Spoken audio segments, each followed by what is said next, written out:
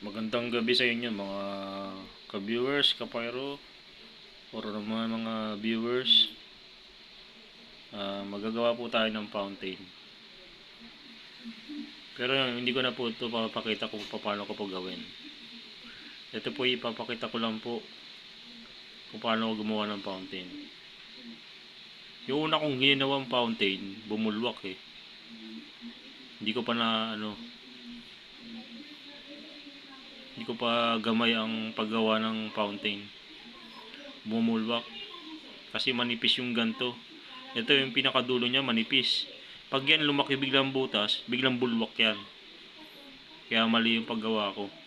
Kaya hindi ko pa na-master yung paggawa ko ng fountain. Ito, gumagawa ko ng DIY fountain. Kasi medyo safe po to. Ayan po. Kinapalan ko na po siya. Pero kakapalan ko pa yan. Kakapalan ko pa ng papel yan. Nilagyan ko ng yan, glue. Hinikitan ko. Tapos, sinasalpakan ko ng mga ganito. Yung pinakadulo niya. Sasalpakan ko pa yan. Para hindi mawasak tong pinakadulo. Sayang nga eh. Nasa upload ko ng video yun eh. Ka-upload ko lang. Bulwak siya bigla eh.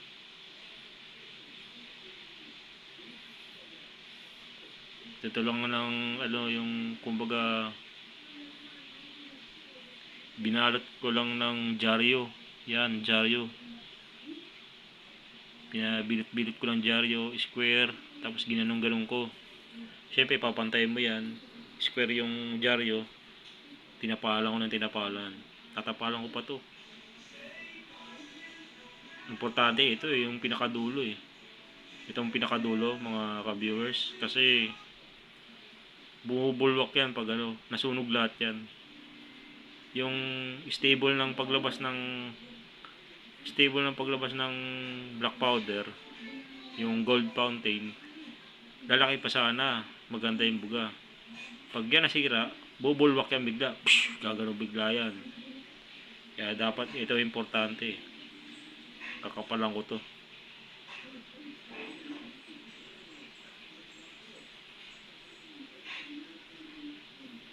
Hindi ko pa maisip kung ano ilalagay ko na para hindi kagad masira itong pinakadulo eh. Yan yung mga DIY ko. Ayun yung black powder oh. Sa green na lagayan. Konti na lang yun. Magagawa pa ako niyan. Yan. Yung sa quitis pala, hindi ako makagawa ng quitis. Yung lifter lang papalipad. Kasi wala akong gamit na na rammer. Yung spindle rammer na ginagamit ng mga fireworks professional. Nakita ko yung price niya, napakamahal. Umabot 10,000 mahigit. Yung mga light alloy na tapos yung mga lead iron. Yan kasi yung mga pwedeng eh. Yung mga minsan, ayoko kasi gumawa ng bakal eh, na spindle, yung DIY. Meron ako nakita pako na stainless, pwede, ipapako siya. Kaya lang, wala naman siyang pang hulma ng yung pinaka butas sa yung malaking butas sa pinaggawa na ng bungbong para lalagayan ng clay. Pero may spindle na yun yung spindle na stainless, pwede ipako. Nakakita ko noon pako na stainless. Pwede yun, stainless. Kaya lang yung kung ako magpapasadya, ang hirap eh. Nahiya rin kasi ako sa papagawa ko ng pasadya. Kasi minsan tatanungin ka pa, di ba? Para saan to, di ba? Yun ang mahirap din eh, yung mga tanong-tanong na gano'n. Maganda yung sariling gawa. Yun, kaya nahirapan ako. Kaya ito muna ginawa ko, fountain. Mas maganda to fountain. Sa mahirap eh. Sa spindle rammer, mahirap.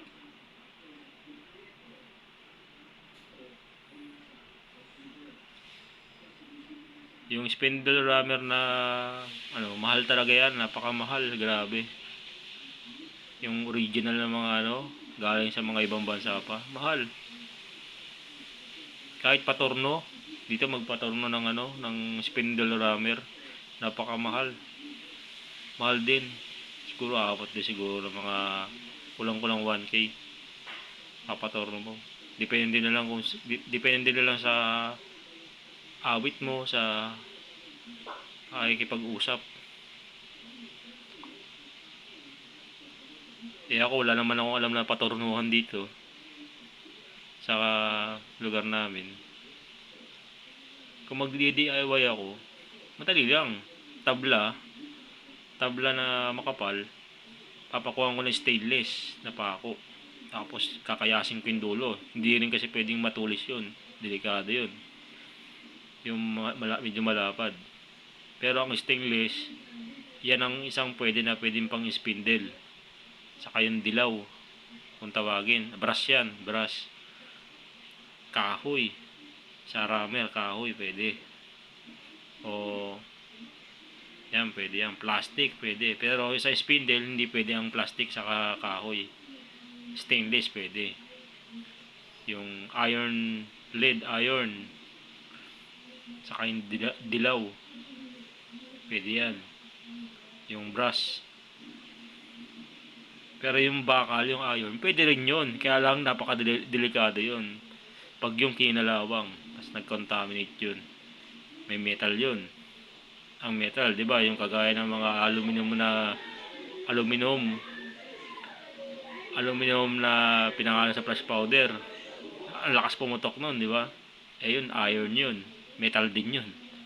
Kaya mahirap din yun. Contaminate yung nangangabulok.